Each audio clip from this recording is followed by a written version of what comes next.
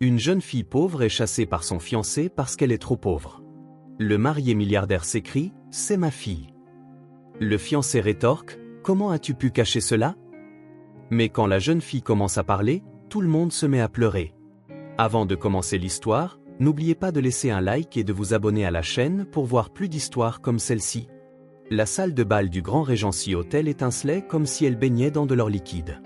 Des lustres en cristal d'Italie pendaient du plafond en cascades lumineuses, reflétant des milliers de points scintillants sur les flûtes de champagne qui circulaient parmi les invités. David Whitmore ajusta sa cravate en soie et inspira profondément, humant le mélange de parfums coûteux et de fleurs importées qui emplissaient l'air. Le voilà, l'homme du jour. Une voix familière le tira de ses pensées.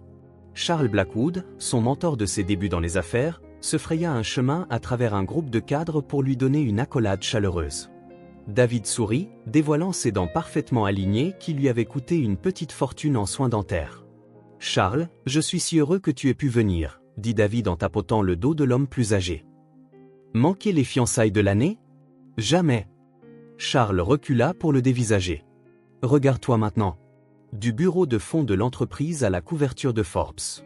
J'ai toujours su que tu irais loin, mais ça, fit-il d'un geste ample vers la salle de bal remplie de célébrités et de magnats, ça a dépassé même mes attentes. » David sourit à nouveau, ce même sourire qu'il avait répété des centaines de fois devant le miroir jusqu'à ce qu'il paraisse authentique. Le sourire d'un homme qui avait conquis le monde. « Pas si mal pour un gamin qui a commencé en lavant des voitures, hein, dit-il, répétant l'histoire de ses origines qui ne manquait jamais d'impressionner les gens. La vérité était un peu plus compliquée. Mais personne dans cette salle de bal n'avait besoin de le savoir. Personne ici n'avait besoin des détails du minuscule appartement où il vivait autrefois, ni des nuits où il s'était couché le ventre vide. Cette version de David avait été laissée derrière, enfouie sous des couches de succès et de réinvention. De l'autre côté de la salle de bal, Veronica Hastings observait la scène avec des yeux de faucon.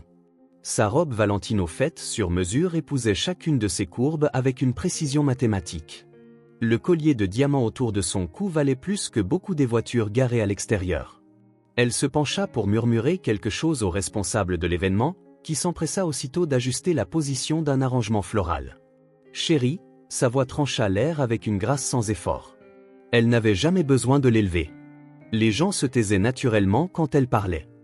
Les Morgan viennent d'arriver, viens les saluer. Ce n'était pas une demande.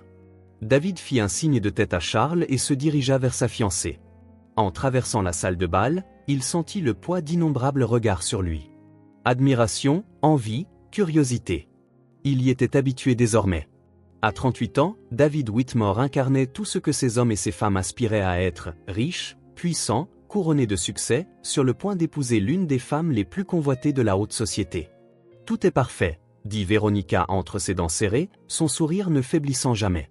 Ses yeux bleu-gris évaluèrent rapidement son apparence.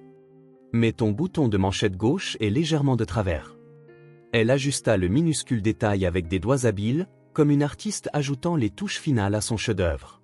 David était sa dernière conquête, son trophée le plus précieux, l'homme qui avait accédé au succès de manière fulgurante et qui était maintenant piégé dans sa toile parfaitement tissée de relations sociales et d'apparence. 15 minutes avant l'annonce officielle, l'informatait elle. Père proposera un toast, puis tu diras quelques mots. Rien d'improvisé. Tiens-toi à ce que nous avons répété, s'il te plaît. Veronica n'attendit pas de réponse. Elle pivota sur ses talons parfaitement équilibrés et s'éloigna d'un pas glissé pour accueillir un autre groupe d'invités de marque avec un sourire chaleureux qui n'atteignit jamais ses yeux. David, mon poulain. Harold Hastings, le père de Veronica et un titan de l'immobilier, ouvrit les bras pour une accolade, le visage empourpré par le whisky cher et son rire tonitruant contrastant vivement avec l'élégance contrôlée de sa fille. Harold salua David, acceptant l'étreinte maladroite. « Je ne pourrais être plus heureux. » L'homme plus âgé frappa l'épaule de David, un peu trop fort. « J'ai toujours voulu un fils, tu sais, et maintenant je t'ai, toi, un vrai gagnant pour perpétuer mon héritage. » David déglutit difficilement. L'héritage, l'Empire Hastings, la fusion des entreprises après le mariage, les contrats étaient déjà signés, les fortunes prêtes à être officiellement unies. C'était un mariage, mais aussi une acquisition d'entreprise déguisée en romance. « Merci, Harold. C'est un honneur. » Les mots sortirent automatiquement, comme tout ce qu'il avait dit ce soir-là. Sourire, poignée de main, tape dans le dos, tout cela faisait partie d'une danse soigneusement chorégraphiée par Véronica. Quand il eut enfin un moment seul, David se dirigea vers l'immense fenêtre surplombant les lumières de la ville en contrebas. Un instant, il se permit de penser à quel point les choses avaient changé.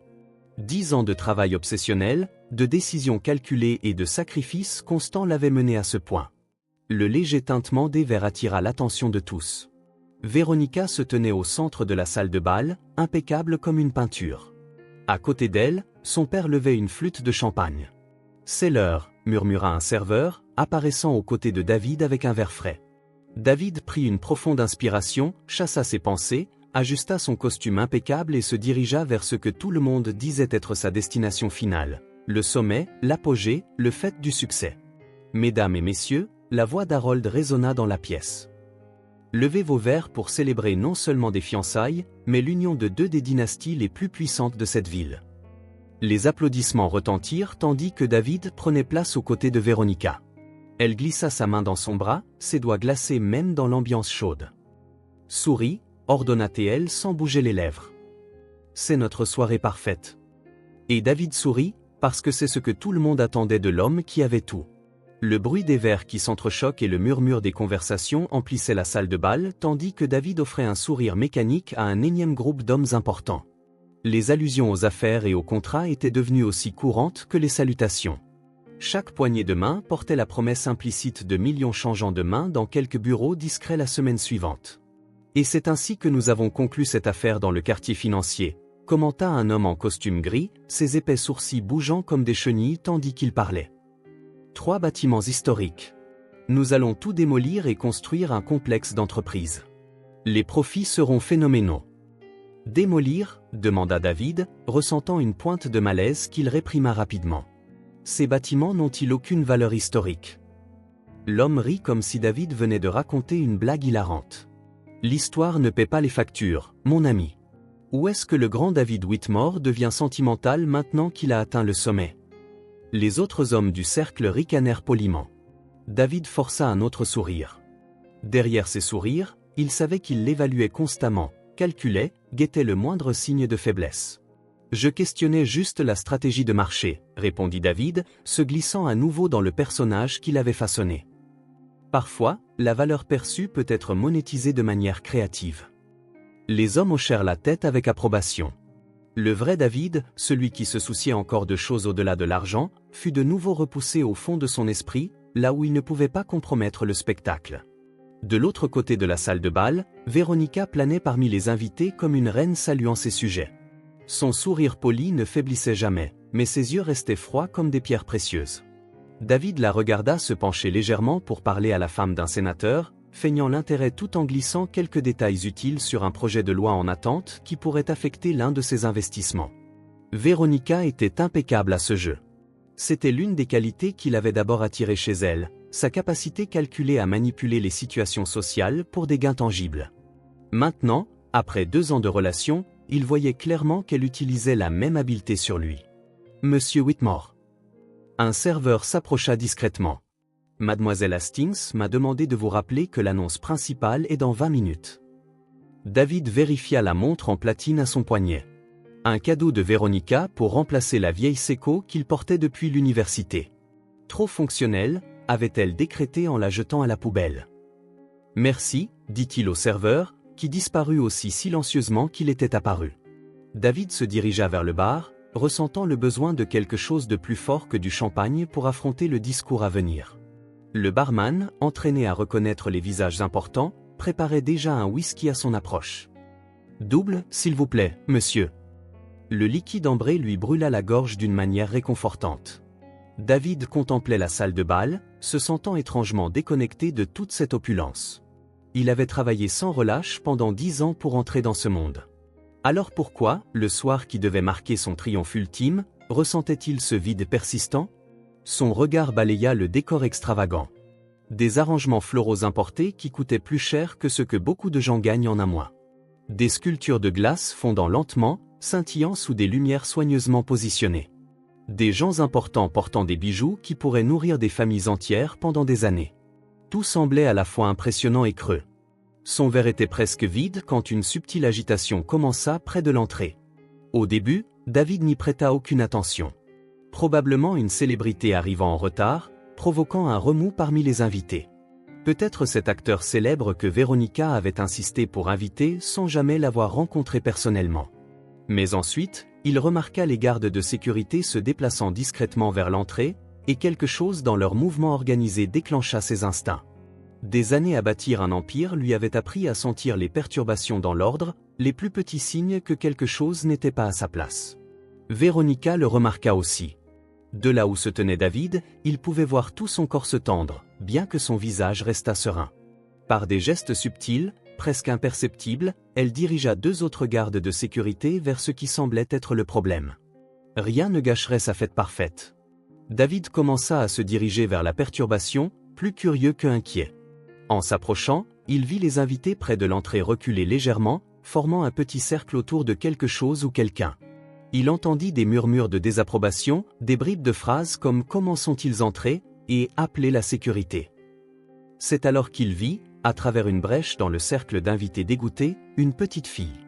Elle était petite, menue, portant une robe bleue délavée, déchirée à l'ourlet. Des cheveux bruns emmêlés encadraient un visage crasseux, strié de ce qui ressemblait à de la poussière de rue et peut-être à des larmes séchées. Ses bras maigres étaient égratignés, comme si elle avait escaladé une clôture ou s'était frayé un chemin à travers des buissons.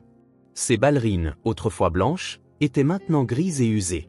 Mais c'étaient ses yeux qui captivèrent David, grands, expressifs, d'un vert brunâtre qui semblait briller même sous la lumière artificielle de la salle de bal. Ils étaient fixés sur la table de bonbons au centre de la pièce, une corne d'abondance de douceurs artisanales préparée par un pâtissier français engagé spécialement pour l'événement. Elle ne semblait pas remarquer les adultes autour d'elle, leur indignation croissante, leur regard désapprobateur. Toute son attention était portée sur les macarons colorés disposés en délicates tours de cristal. David sentit quelque chose d'étrange dans sa poitrine, une pointe douloureuse qu'il ne pouvait expliquer.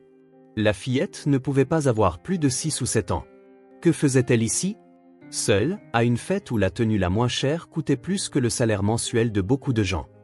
Comment est-elle entrée? Siffla une femme en robe rouge au garde le plus proche, la voix chargée d'indignation, comme si la présence de l'enfant était une insulte personnelle. Je ne suis pas sûr, madame. Nous vérifions les caméras maintenant, répondit-il en touchant l'oreillette à son oreille. Il semble qu'elle soit entrée par l'entrée de service pendant le changement d'équipe. La fillette s'approcha un peu plus de la table, se hissant sur la pointe des pieds. Ses doigts fins allaient presque atteindre un macaron rose quand une main jaillit, agrippant son poignet maigre. Le mouvement fut si soudain que plusieurs invités proches eurent un hoquet de surprise. « Qu'est-ce que tu crois faire ?» La voix glaciale de Véronica glaça le sang de tout le monde. Elle était apparue de nulle part, se déplaçant avec la vitesse d'un cobra qui frappe. Ses longs doigts, méticuleusement manucurés dans une élégante teinte nude, serraient le poignet de l'enfant assez fort pour laisser des marques. La fillette paraissait minuscule à côté de la silhouette imposante de Véronica.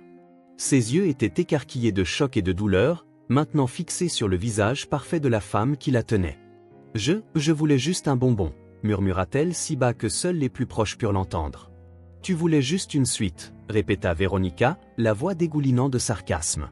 « Étais-tu invité à cette fête privée dans l'un des hôtels les plus exclusifs de la ville ?» La fillette tremblait, les larmes au bord des yeux, sa lèvre inférieure frémissait, mais elle semblait déterminée à ne pas pleurer devant ces adultes bien habillés. « Non, mais j'ai vu les jolies lumières, et j'ai décidé de me faufiler pour voler, » termina Véronica, le visage un masque d'indignation calculé. Elle se tourna gracieusement, tenant toujours le poignet de l'enfant, pour faire face aux gardes. « Où est la sécurité de cet endroit? Comment laissez-vous une petite voleuse entrer dans un événement privé ?» Les gardes se déplacèrent rapidement. 2 hommes costauds en costume noir s'approchèrent de la fillette. L'un tendit la main pour l'attraper. « Nous allons la sortir, Madame Hastings. Nos excuses pour le désagrément. » La fillette se mit à pleurer silencieusement, les larmes creusant des sillons propres sur ses joues crasseuses. Elle ne se débattit pas, ne cria pas. Elle regarda simplement autour d'elle, comme si elle cherchait quelque chose ou quelqu'un. C'est alors que son regard croisa celui de David. Quelque chose dans ce regard déchira David comme un éclair. Une secousse de reconnaissance si profonde qu'elle le laissa momentanément sans voix. Ses yeux, la forme de ce visage, la façon dont le coin gauche de sa bouche s'inclinait légèrement vers le bas quand elle pleurait. Le temps sembla ralentir alors que des fragments de mémoire bombardaient son esprit. Amelia lui souriant sous les néons d'un bar universitaire peu sophistiqué. Amelia, les mains entrelacées avec les siennes alors qu'il traversait un campus enneigé, faisant des projets pour l'avenir. Amelia pleurant quand il lui avait dit qu'il avait décroché son stage de rêve dans un autre état. Amelia assise sur le lit dans un minuscule appartement, disant qu'elle était enceinte. Amelia le suppliant de rester alors qu'il insistait qu'il n'était pas prêt, qu'il devait se concentrer sur sa carrière, qu'il enverrait de l'argent. Les gardes traînaient déjà la fillette vers la sortie. L'un lui tenait le bras avec une force inutile, comme si elle était une criminelle dangereuse plutôt qu'une enfant effrayée. Véronica souriait poliment aux invités, minimisant l'incident avec des gestes gracieux de la main. Tout va bien, juste une petite intruse. Les enfants des rues sont si audacieux de nos jours. David sentit son corps bouger avant que son cerveau n'enregistre pleinement ce qui se passait. En 3 longues enjambées, il combla la distance entre eux. Sa main se tendit, agrippant l'épaule du garde qui tenait la fillette trop fort. « Laissez-la partir !» Les mots éclatèrent comme le tonnerre, provoquant un silence stupéfait dans toute la salle de bal. La musique s'arrêta brusquement, comme si quelqu'un avait coupé le courant. « Laissez-la partir, maintenant !» Le garde se figea, confus, regardant de David à Véronica, clairement incertain des ordres à suivre. Il n'avait jamais vu M. Whitmore, d'habitude 6 mètres de lui, élever la voix de la sorte. « David !»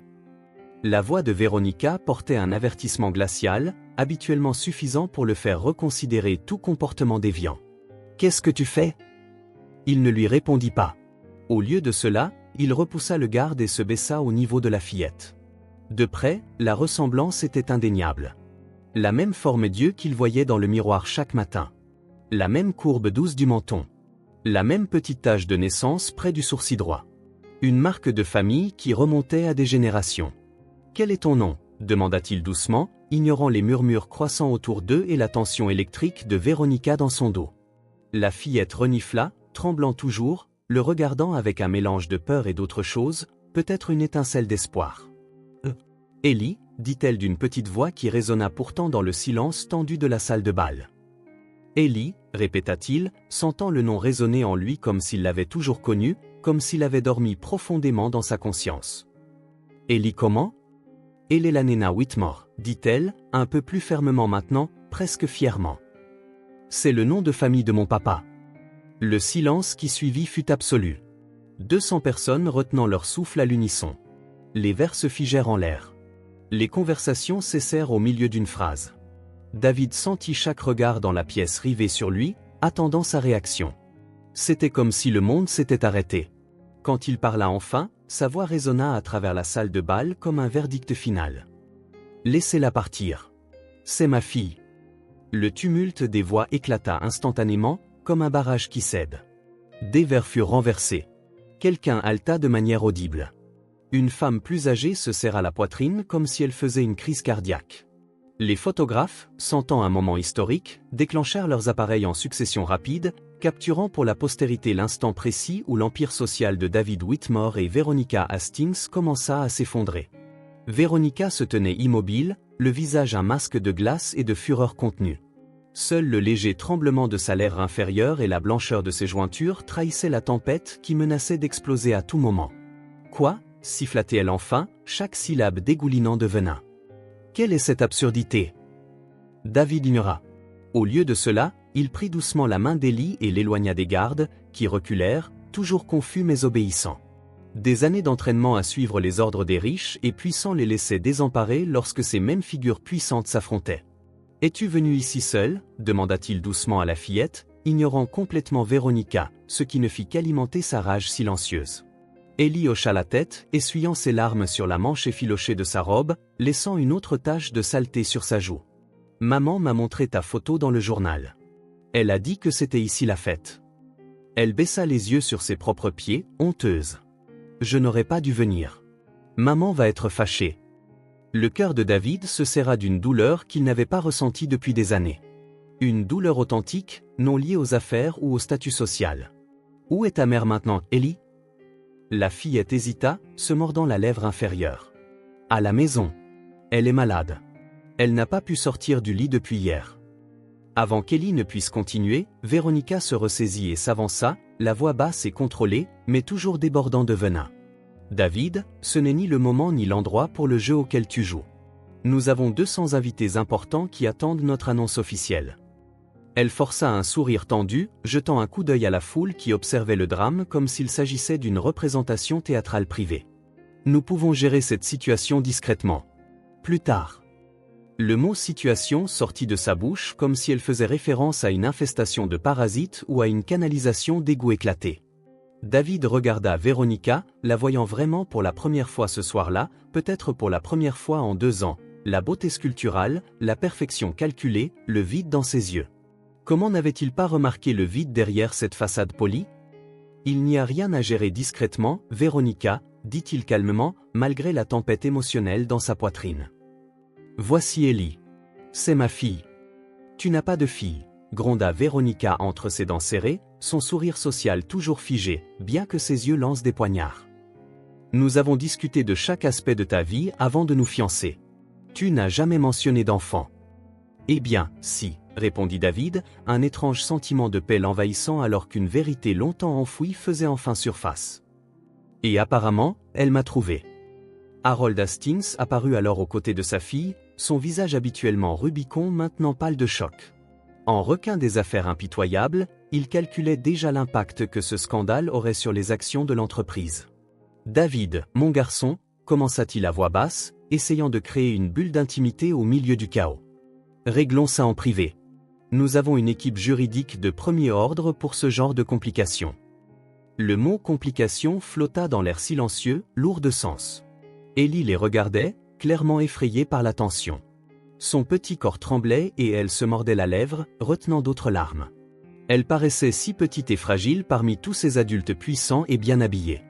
C'est alors qu'un son faible, presque inaudible, s'échappa de l'estomac de la fillette, un gargouillis de faim magnifié par le silence tendu qui les entourait. Ellie rougit profondément, enroulant ses bras autour de son ventre comme pour le faire taire. Le son brisa quelque chose en David. Soudain, tout la somptueuse salle de bal, les invités importants, les affaires, l'empire qu'il avait bâti, tout lui parut terriblement insignifiant. Il se souvint de ses propres nuits de fin d'enfant, avant que son flair pour les affaires ne le sauve de la pauvreté. Il se souvint de la promesse qu'il s'était faite, ne plus jamais avoir faim. Et maintenant, sa propre fille, sa chair et son sang, se tenaient devant une table débordant de nourriture que personne ne désirait vraiment, simplement admirée pour sa beauté et son exclusivité, et elle avait faim. « As-tu faim » demanda-t-il doucement, se baissant à nouveau à son niveau. Ellie hésita, jetant un rapide coup d'œil à Véronica comme si elle craignait qu'avouer sa faim ne rende la femme plus en colère. Puis, lentement, elle hocha la tête. « Quand as-tu mangé pour la dernière fois ?»« Hier matin » murmura-t-elle si bas que David dut se pencher pour entendre. « Maman, elle n'est pas bien. Elle n'a pas pu aller travailler cette semaine. » Son estomac gargouilla à nouveau, plus fort cette fois, et des larmes coulèrent librement sur son visage. Elle essaya de les ravaler, d'être courageuse, mais elles étaient trop nombreuses pour qu'une si petite enfant puisse les contenir. « Maman a toujours dit que tu étais très occupée », continua-t-elle entre des sanglots qui secouaient son petit corps. « Je voulais juste voir si tu pouvais aider aujourd'hui. J'ai tellement faim. » Ces mots frappèrent David comme des coups physiques. Occupé. Il avait été occupé pendant 7 ans, à bâtir une fortune pendant que sa propre fille avait faim. Trop occupé pour vérifier si l'argent qu'il envoyait occasionnellement suffisait, trop occupé pour demander si Amelia et l'enfant qu'il n'avait jamais rencontré allaient bien. Une vague de honte l'envahit, si intense qu'elle faillit le faire chanceler. Comment était-il devenu cet homme? Cet étranger en vêtements coûteux qui avait abandonné sa propre famille pour le statut et le pouvoir? C'est ridicule. La voix de Véronica trancha l'air comme un rasoir, le sortant de son moment de prise de conscience. « David, tu ne vas quand même pas tomber dans le panneau de cette arnaque évidente? Une enfant dépenaillée se présente à notre fête de fiançailles, ce soir précis, prétendant être ta fille. » Elle rit, un son sans joie qui résonna dans la salle de bal silencieuse. C'est clairement une tentative d'extorsion. Quelqu'un a découvert la fusion d'entreprises à venir. Certains dans l'assistance murmurèrent leur accord. Après tout, les histoires d'escrocs essayant d'extorquer des gens riches avec de fausses déclarations de paternité n'étaient pas inconnues. David se leva lentement, tenant toujours la petite main d'Ellie. Maintenant qu'elle était près de lui, C'était comme si une partie de lui qui sommeillait depuis des années s'était enfin réveillée. « Véronica, regarde-la, dit-il calmement. Regarde son visage et dis-moi que tu ne vois pas la ressemblance. » Véronica ne jeta même pas un coup d'œil à l'enfant, gardant son regard fixé sur David comme si elle voulait le ramener à la raison par la simple force de sa volonté. « J'ai vu beaucoup de stratagèmes dans ma vie, David. Des maquillages, même des opérations chirurgicales pour créer de faux enfants d'hommes riches. Tu es trop naïf. » David sentit Ellie serrer plus fort sa main, comme si elle craignait d'être arrachée à lui à tout moment. Il baissa les yeux pour voir son visage tourné vers lui, ses yeux bruns verts, ses yeux, emplis d'un mélange d'espoir et de peur. Harold, le père de Véronica, s'avança, assumant son rôle habituel de solutionneur de problèmes par l'argent. « David, mon garçon, réglons ça en privé. Nous avons des avocats pour gérer ce genre de complications. Nous pouvons faire un test ADN discret si nécessaire. » Il baissa encore la voix. « Et si c'est vrai, eh bien, nous pouvons parvenir à un arrangement financièrement satisfaisant pour tout le monde. » Les mots de l'homme plus âgé déclenchèrent une autre étincelle de lucidité chez David. C'était ainsi que tous les problèmes étaient résolus dans leur monde. Avec de l'argent et de la discrétion. Les vrais sentiments, les conséquences morales, les responsabilités humaines, tout cela passait au second plan derrière les affaires et l'image publique. C'est alors qu'Ellie, tenant toujours la main de David, parla à nouveau, sa voix petite mais étonnamment ferme, comme si elle avait rassemblé tout son courage. « Monsieur, vous avez une petite tache de naissance derrière le cou, juste ici. » Elle pointa sa propre nuque. « Maman a dit que j'avais la même, que c'est une marque de famille. Elle a une photo de vous à la plage, d'avant. » David se figea. La tache de naissance, une minuscule marque qu'il avait presque oubliée.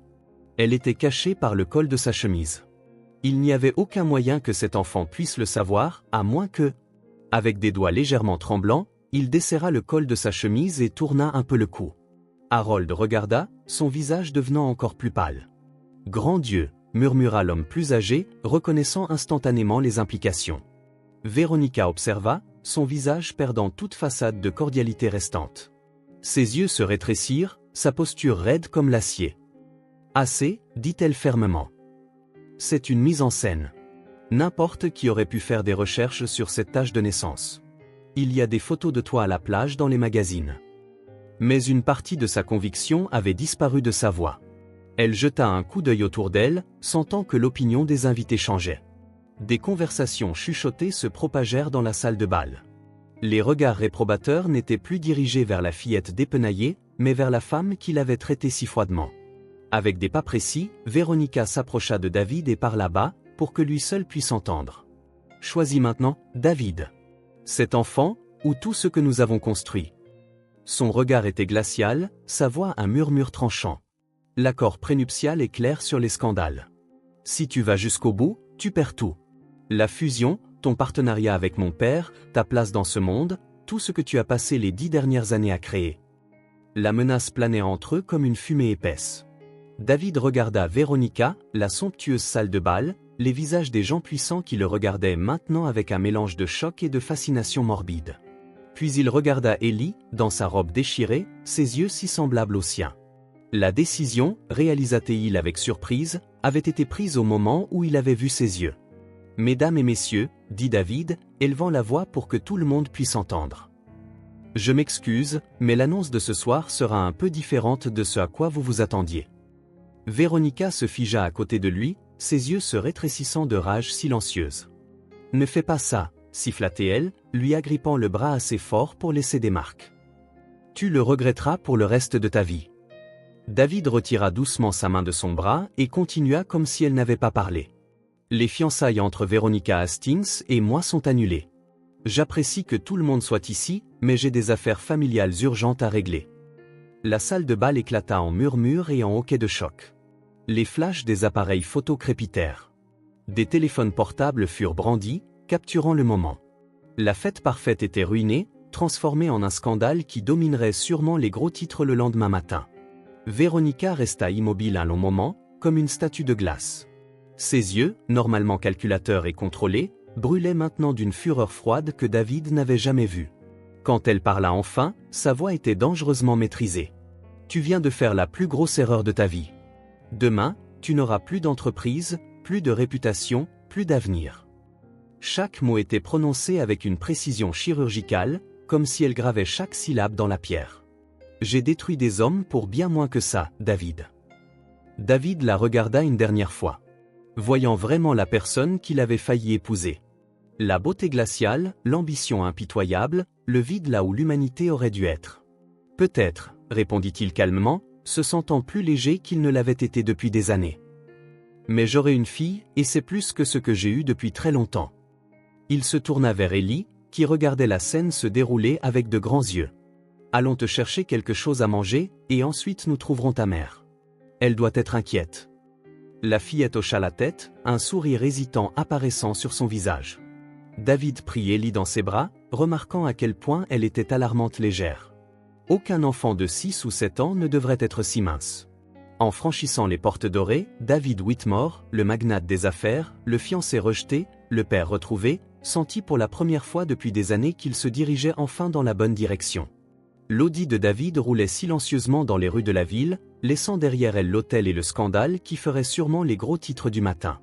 À l'arrière, Ellie regardait les lumières de la ville défiler comme si c'était des étoiles filantes. « Ça va ?» demanda David, ajustant le rétroviseur pour la voir.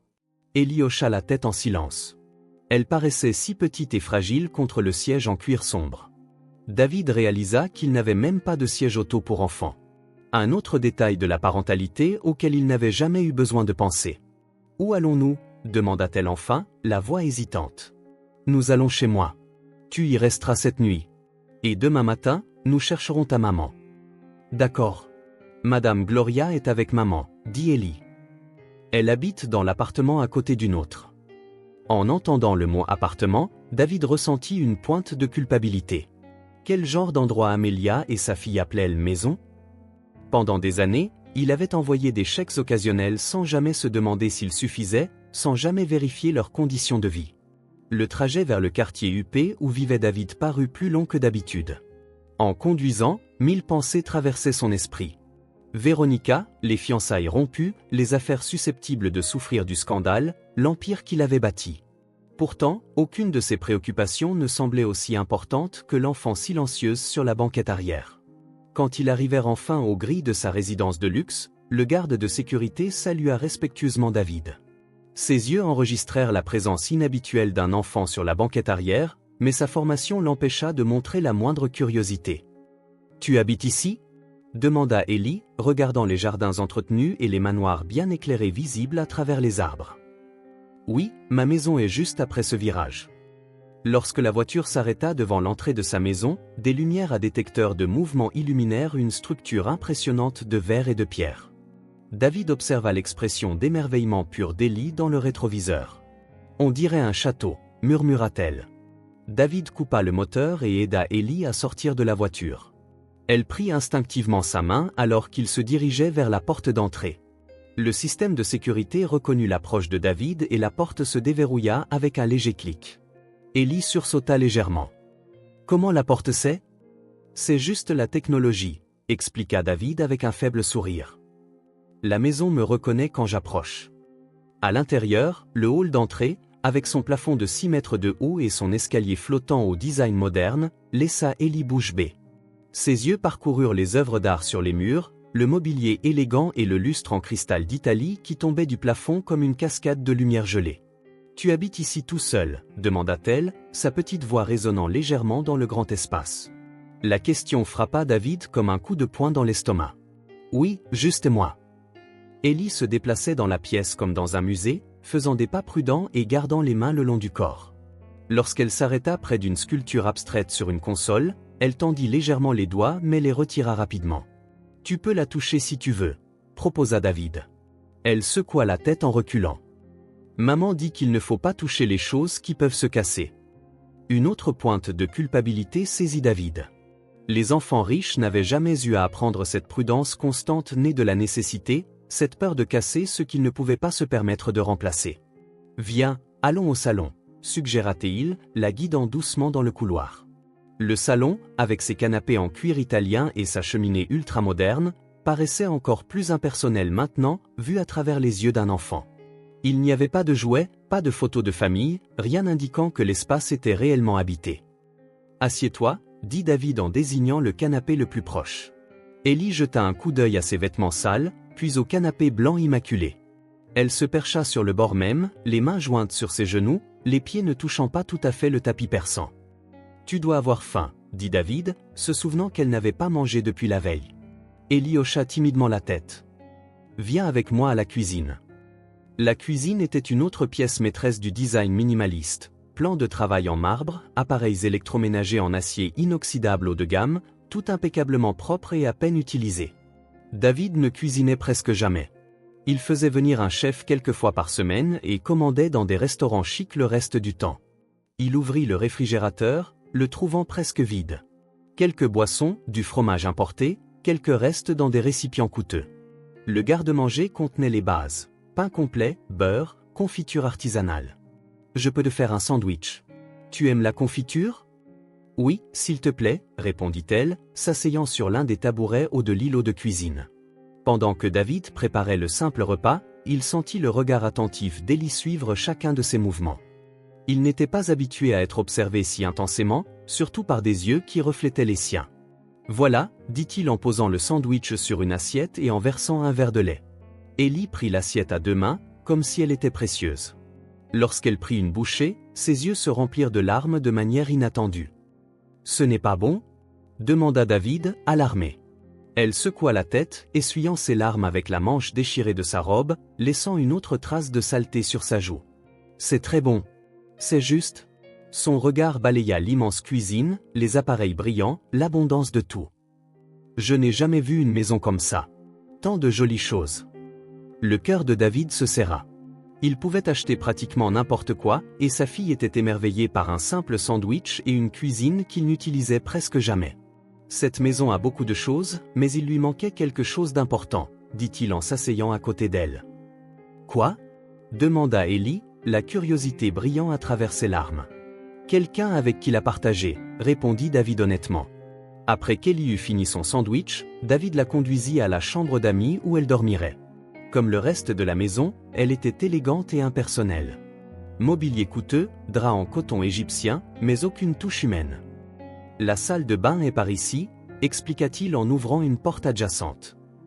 Il y a des serviettes propres, eh bien, j'ai bien peur de ne pas avoir de vêtements à ta taille. Ce n'est pas grave, dit Ellie, regardant avec émerveillement le lit king size qui semblait un océan comparé à sa petite taille. Demain, nous t'achèterons de nouveaux vêtements, promit David. Et ensuite, nous irons trouver ta maman. Après avoir aidé Ellie à s'installer et s'être assuré qu'elle savait comment l'appeler si elle avait besoin de quelque chose pendant la nuit, David se retira enfin dans sa propre chambre. Assis au bord de son lit, toujours dans son costume de la fête, il essaya de digérer tout ce qui s'était passé au cours des dernières heures. Toute sa vie avait été bouleversée en quelques instants. Les fiançailles, la fusion d'entreprises, ses relations soigneusement cultivées, tout sacrifié en un instant. Et pourtant, alors qu'il pesait les conséquences de ses actes, il ne ressentait aucun regret. L'image d'Ellie, sa fille, assise au bord de son canapé coûteux, craignant de le salir avec ses vêtements sales, lui brûlait l'esprit. Comment était-il devenu cet homme? Cet étranger en vêtements chics, vivant dans un manoir sans âme, fiancé à une femme sans cœur, bâtissant un empire au détriment de tout ce qui comptait vraiment? Allongé dans l'obscurité, David Whitmore, le magnate des affaires, le fiancé éconduit, le père retrouvé, fit une promesse silencieuse. Quoi qu'il arrive à sa richesse ou à sa réputation, il n'abandonnerait plus sa fille. Il était temps de faire amende honorable avec le passé, peut-être, de construire quelque chose de vraiment valable, une famille. Le matin arriva avec des rayons de soleil doré filtrant à travers les voilages de la chambre d'amis. Ellie ouvrit lentement les yeux, momentanément confuse par l'environnement inconnu. Le matelas était plus doux que tout ce sur quoi elle avait jamais dormi. Les draps en coton égyptien ressemblaient à des nuages contre sa peau. Et le silence, où non pas les disputes occasionnelles des voisins ou les tuyaux qui grincent, mais un vrai silence paisible était presque troublant. Un instant, elle crut rêver. Puis les souvenirs de la nuit précédente revinrent en cascade, la fête somptueuse, l'homme que sa mère avait dit être son père, le moment où il avait crié pour que tout le monde entende qu'elle était sa fille, le trajet jusqu'à cette maison qui semblait sortie d'un film. Elle s'assit dans le lit immense, se sentant minuscule dans cette mer de drap blanc. Sa robe déchirée, les seuls vêtements qu'elle avait ici, paraissaient encore plus froissés après une nuit de sommeil. Glissant hors du lit, ses pieds nus touchèrent la moquette moelleuse. Elle se dirigea vers la fenêtre et écarta les rideaux. La vue sur les jardins entretenus la laissa sans voix. Des étendues de pelouse parfaitement tondues, des arbres sculptés en formes élégantes, des parterres de fleurs disposés en motifs géométriques précis, et au loin, une piscine turquoise scintillant sous le soleil du matin. Cela ressemblait à un parc privé, plus grand que n'importe quel espace vert où elle avait jamais joué. Un léger coup à la porte interrompit sa rêverie. « Ellie, es-tu réveillée ?» La voix de David flotta de l'autre côté, toujours étrange et pourtant étrangement familière. « Oui, » dit-elle, soudain timide. La porte s'ouvrit doucement et David apparut, déjà habillé de vêtements décontractés, un jean foncé et une simple chemise, un contraste frappant avec le costume formel de la nuit dernière. Dans ses mains, il tenait un sac en papier avec le logo d'un grand magasin. « Bonjour », dit-il avec un sourire hésitant. « Comment as-tu dormi ?»« Bien », répondit Ellie. « Le lit est vraiment grand. »« Oui, je suppose qu'il l'est. » Il lui tendit le sac. « J'ai demandé à mon assistante d'apporter quelques vêtements pour toi. J'espère qu'ils iront. » Ellie prit le sac et jeta un coup d'œil à l'intérieur. Elle trouva une robe bleu clair, un jean, quelques t-shirts colorés, des sous-vêtements avec les étiquettes encore attachées, et même une paire de baskets blanches neuves. « Merci », dit-elle, surprise par le cadeau inattendu, passant ses doigts sur le tissu doux de la robe. « La salle de bain est juste là », David pointa la porte adjacente. « Il y a des serviettes propres dans le placard. Prends une douche et habille-toi. Le petit déjeuner t'attendra quand tu seras prête. » Il partit, fermant doucement la porte derrière lui, donnant à Ellie l'espace dont elle avait besoin pour digérer tout ce qui se passait. La salle de bain était un autre monde de merveilles, plus grande que toute sa chambre chez elle. Elle avait une baignoire profonde, une douche avec plusieurs jets, et une coiffeuse en marbre garnie de produits de toilette qui ressemblaient à ceux d'un spa de luxe. Ellie ne s'était jamais baignée dans un endroit pareil. Et pendant quelques minutes, elle resta simplement là, essayant de comprendre comment tout cela fonctionnait. Quand elle descendit enfin 20 minutes plus tard, elle portait la nouvelle robe bleue et les baskets blanches. La robe était légèrement grande et les baskets nécessitaient un laçage très serré pour ne pas glisser de ses pieds, mais la sensation de vêtements neufs et propres était indescriptible. Dans la cuisine, David s'affairait au fourneau, retournant ce qui ressemblait à des crêpes dans une poêle. L'arôme sucré emplissait l'air, faisant gargouiller l'estomac d'Ellie d'anticipation. Une petite table près de la fenêtre était dressée avec des assiettes, des couverts, des verres de jus d'orange et un bol de fruits frais. « Tu as bien meilleure mine », dit David en la voyant. « Les vêtements sont un peu grands, n'est-ce pas ? Mais nous trouverons ta bonne taille plus tard. » Ellie sourit timidement, se sentant étrangement gênée, comme si elle jouait un rôle dans une scène qu'elle n'avait pas répétée. « Merci pour les vêtements. Ils sont vraiment jolis. »« De rien », répondit-il en empilant une assiette de crêpes. « Viens, mangeons pendant qu'elles sont chaudes. » Ils s'assirent à table et David servit des crêpes à Ellie, lui offrant différentes garnitures, sirop d'érable, miel, fruits, crème fouettée. « Je ne sais jamais exactement ce que les enfants aiment, » admit-il, l'air légèrement penaud. « Mais tout le monde aime les crêpes, non ? » « Ce sont mes préférés, » rayonna Ellie en prenant sa fourchette. La première bouchée fut une révélation. Les crêpes étaient moelleuses et légères, le sirop d'érable parfaitement sucré. Ellie laissa échapper un petit son de délice. « Bon ?» demanda David, la regardant avec un sourire. Elle hocha la tête avec enthousiasme, incapable de parler la bouche pleine. Elle déglutit, puis demanda « C'est toi qui les as faites ?» « Oui » répondit-il, une pointe de fierté dans la voix. « Je ne sais pas cuisiner beaucoup de choses, mais les crêpes sont ma spécialité. J'ai appris à les faire quand j'étais plus jeune que toi. » Pendant qu'ils mangeaient, un silence confortable s'installa entre eux. David observait Ellie discrètement, remarquant comment elle savourait chaque bouchée comme si c'était la chose la plus délicieuse qu'elle ait jamais goûtée. Il y avait tant de choses qu'il ne savait pas sur sa propre fille.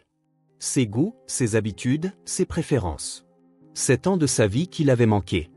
Après le petit déjeuner, nous irons trouver ta mère, dit-il enfin. Elle a besoin de voir un médecin pour cette fièvre. Ellie arrêta de manger et le regarda, les yeux soudain sérieux. Elle posa sa fourchette et prit une profonde inspiration, comme pour rassembler son courage. « Je peux te demander quelque chose ? » « Bien sûr.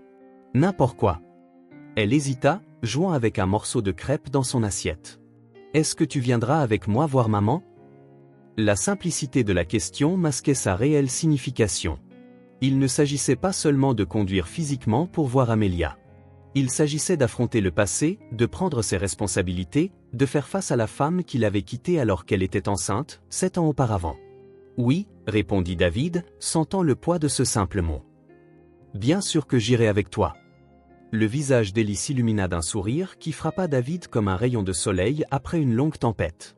C'était incroyable comme le simple sourire d'un enfant pouvait faire battre son cœur ainsi. 1 heure plus tard, après un rapide appel pour annuler toutes ses réunions de la journée, l'Audi de David glissait dans les rues de la ville. Le contraste entre les quartiers était saisissant, des avenues bordées d'arbres et des manoirs majestueux de sa communauté huppée, en passant par le quartier financier animé où se trouvait son bureau, pour finalement arriver dans une zone clairement défavorisée en périphérie de la ville. La voiture s'arrêta devant un immeuble en briques usées aux fenêtres cassées. La peinture écaillée révélait des couches de couleurs plus anciennes, comme des cicatrices d'une longue vie de négligence. Des morceaux de carton remplaçaient les vitres brisées de certaines fenêtres, et des graffitis couvraient les murs extérieurs. Un portail en métal rouillé, à moitié désolidarisé de ses gonds, offrait l'entrée à ce qui avait été autrefois un petit jardin, mais qui n'était plus qu'une terre battue jonchée de détritus. « C'est ici que vous vivez ?» demanda David, incapable de cacher le choc dans sa voix. Ellie hocha la tête, détachant déjà sa ceinture de sécurité. Au 3e étage, l'ascenseur est en panne depuis des lustres. David examina les environs, son esprit entraîné aux affaires évaluant instantanément les risques. Le groupe d'hommes au coin de la rue lorgnant la voiture de luxe avec un intérêt prédateur. Les taches d'eau sur les murs suggérant de sérieux problèmes structurels. Les barres métalliques tordues aux fenêtres laissant présager des tentatives d'effraction. Comment Amelia et Ellie avaient-elles pu finir ici? Ils sortirent et David activa tous les dispositifs de sécurité de la voiture. Ellie lui attrapa la main comme si c'était une seconde nature, le guidant vers l'entrée. Dans le hall, l'odeur de moisi et d'urine les assaillit. Une ampoule solitaire pendait du plafond, éclairant à peine l'espace. Des boîtes aux lettres, dont beaucoup étaient forcées, tapissaient un mur, parsemé de noms griffonnés sur du ruban adhésif. Ils commencèrent à monter l'escalier étroit, les marches grinçant de manière inquiétante sous leurs pieds. Des plaques d'humidité tachaient les murs et la rampe était desserrée par endroits. « Fais attention à la 5e marche du 2e palier », avertit Ellie nonchalamment. « Elle est cassée au milieu. » David ressentit une autre pointe de culpabilité en réalisant que sa fille de 7 ans avait mémorisé quelle marche était dangereuse dans sa propre maison. Au 3e étage, Ellie le conduisit dans un couloir sombre jusqu'à ce qu'elle s'arrête devant une porte marquée 307 en chiffres de travers. Le bois était gondolé en bas, probablement à cause de dégâts des eaux. « C'est chez nous » dit-elle, soudain inquiète. « Maman pourrait être fâchée. » David déglutit difficilement, se sentant soudain comme un adolescent nerveux. « Ce n'est pas grave. Elle a tout à fait le droit d'être en colère contre moi. » Ellie sortit une clé de la poche de sa nouvelle robe et ouvrit la porte. « Maman, c'est moi » appela-t-elle en entrant. L'appartement était encore plus petit que David ne l'avait imaginé, compte tenu de l'état de l'immeuble. Une seule pièce servait de salon, cuisine et salle à manger, peut-être 20 mètres carrés au total, avec 2 portes menant probablement à la salle de bain et à une unique chambre.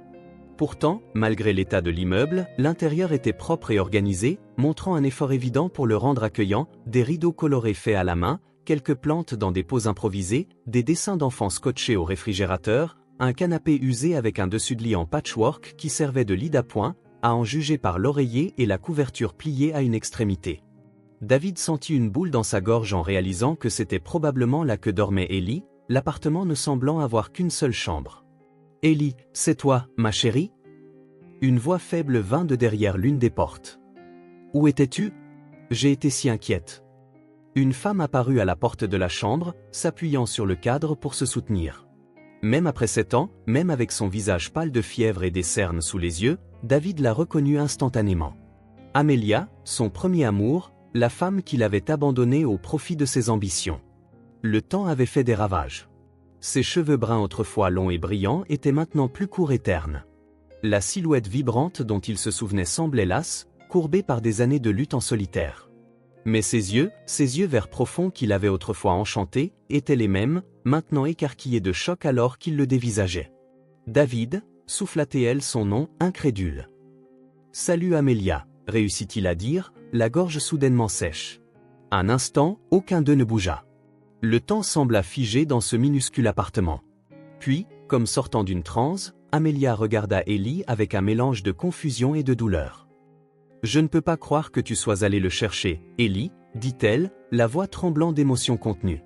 Avant que David ne puisse parler, Ellie se précipita vers sa mère, lui tenant la main et levant les yeux avec des yeux suppliants. « Il est gentil, maman. Il a juste oublié qui il était, dit-elle avec cette sagesse étrange que possèdent parfois les enfants. Il m'a trouvé à la fête et m'a emmené chez lui. Il m'a fait des crêpes ce matin. » Le regard d'Amelia passa de sa fille à David, ses émotions clairement visibles, colère, douleur, méfiance, et quelque chose d'autre qui ressemblait dangereusement à de l'espoir. « Tu n'as pas l'air bien, » dit David en s'approchant avec hésitation. « Tu as besoin de voir un médecin. »« Je n'ai pas besoin de ta charité, » répondit-elle automatiquement. Mais ses jambes vacillèrent et elle dut s'agripper au cadre de la porte pour rester debout. Instantanément, David se déplaça pour la soutenir, ignorant sa résistance initiale. « Ce n'est pas de la charité, Amelia. C'est le moins que je puisse faire. » Bien que réticente, sa fièvre et sa faiblesse eurent finalement raison de sa fierté. Après quelques discussions, elle accepta d'aller dans une clinique privée avec eux. David l'aida à descendre les escaliers, remarquant comment elle essayait de cacher une toux persistante. À la clinique, le médecin diagnostiqua chez Amelia une pneumonie à un stade précoce, prescrivant des antibiotiques et un repos strict au lit. « Vous avez de la chance d'être venu quand vous l'avez fait, » dit-il en griffonnant sur une ordonnance. Quelques jours de plus et cela aurait pu être bien pire. 2 heures plus tard, ils quittèrent la clinique.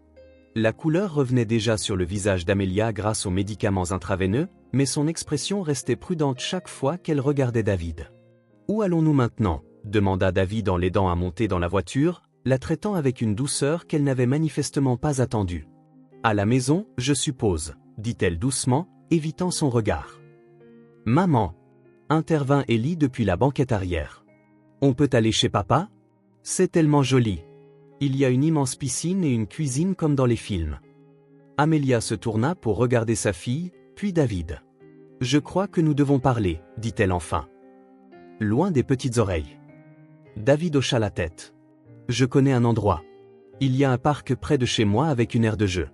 Ellie pourra jouer pendant que nous parlerons. » Le parc était une oasis de verdure dans un quartier huppé, avec des pelouses impeccablement entretenues et des arbres matures offrant une ombre généreuse.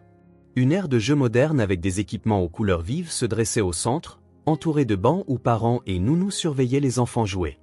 Quelques enfants couraient partout en poussant des cris de joie, leur rire remplissant l'air de fin d'après-midi. Après avoir obtenu la permission d'Amelia, Ellie courut vers les balançoires, excitée de jouer comme n'importe quel enfant normal. Vêtue de ses nouveaux vêtements et baskets, elle s'intégrait parfaitement à ce monde de privilèges, bien que son énergie débridée la distingue des enfants plus réservés qui l'entouraient. David et Amelia s'assirent sur un banc d'où ils pouvaient clairement voir Ellie. Pendant quelques minutes, ils la regardèrent simplement, chacun perdu dans ses pensées. « Elle te ressemble, » dit finalement Amelia, brisant le silence. « Elle a tes yeux, » répondit David automatiquement, puis se corrigea, « enfin, la forme, pas la couleur. » Un fantôme de sourire traversa les lèvres d'Amelia. « Oui, elle est un mélange de nous deux.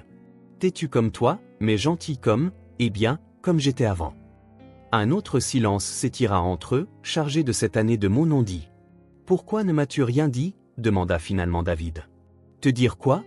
Que j'étais enceinte ? Je te l'ai dit, David. » La voix d'Amelia contenait une pointe d'amertume. « Tu as dit que tu enverrais de l'argent, tu te souviens ? Que tu venais de décrocher ce stage de rêve à New York et que tu ne pouvais pas tout gâcher. » David ferma les yeux, la honte lui brûlant la poitrine. « Je sais. Je ne parle pas de ce moment-là. Je parle de plus tard. Pourquoi ne m'as-tu pas contacté quand les choses sont devenues difficiles ?»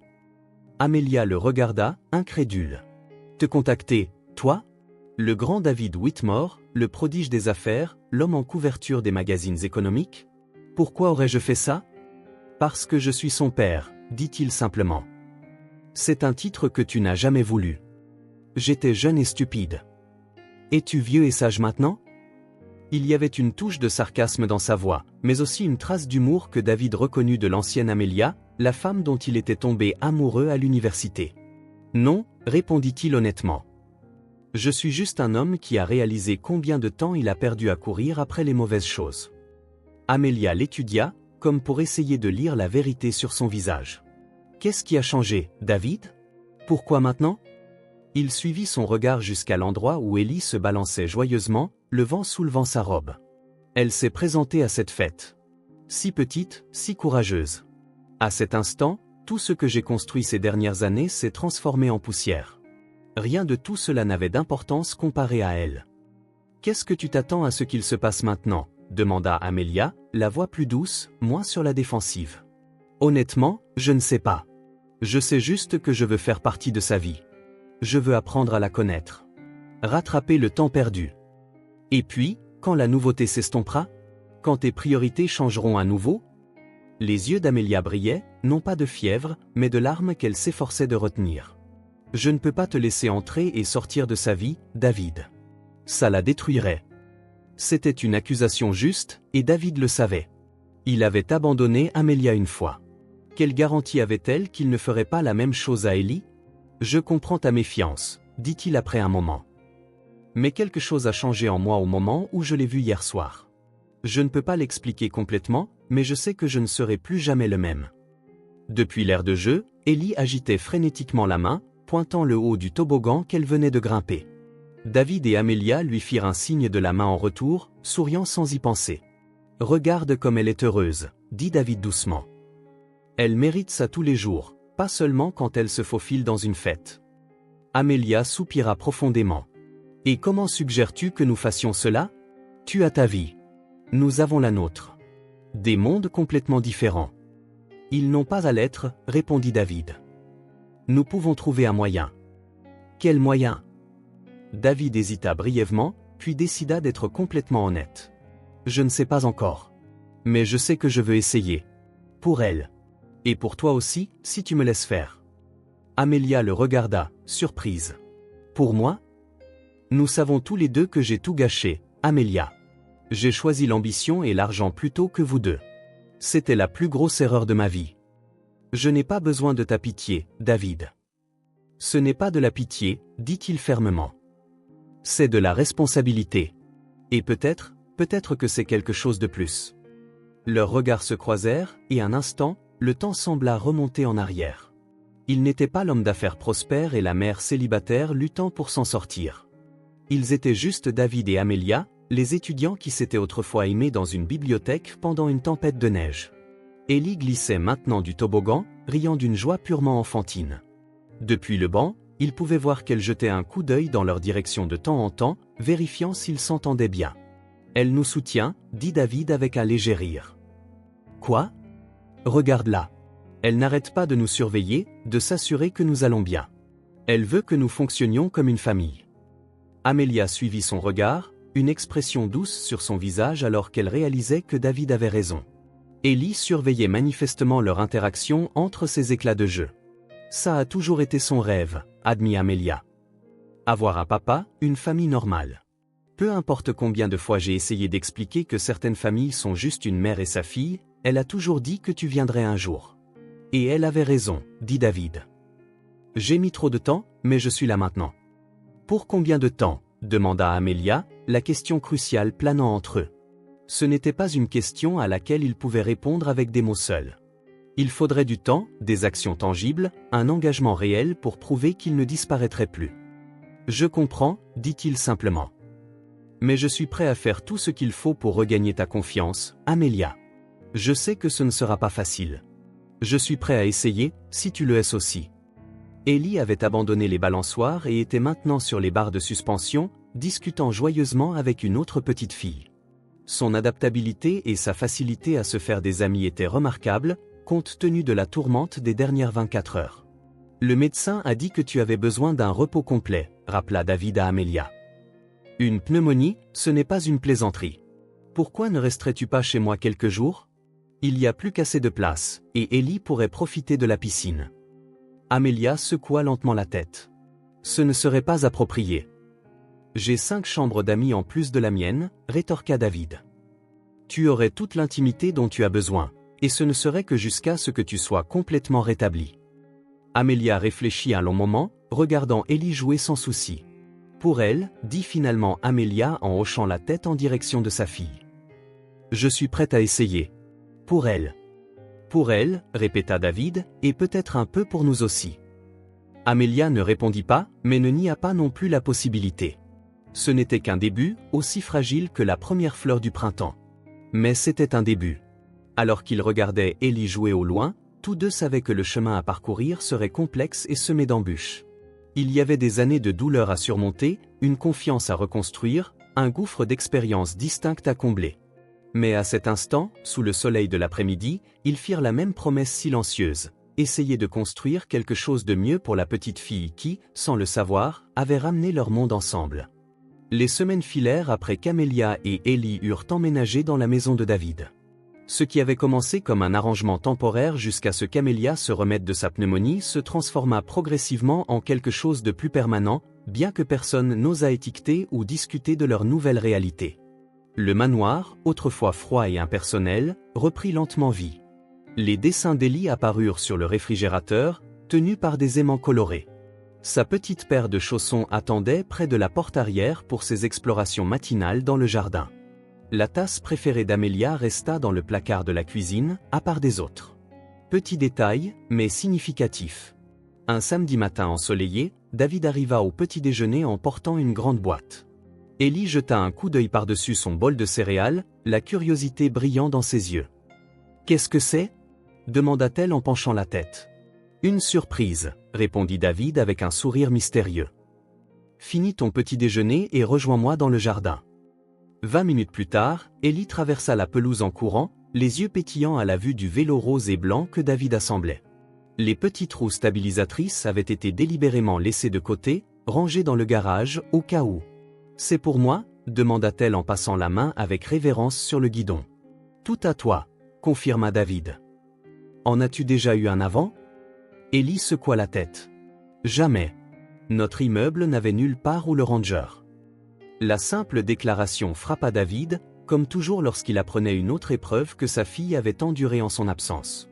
Mais aujourd'hui, il s'agissait de regarder vers l'avenir, pas de s'attarder sur le passé. « Eh bien, alors, nous apprendrons ensemble », dit-il en lui ajustant le casque sur la tête.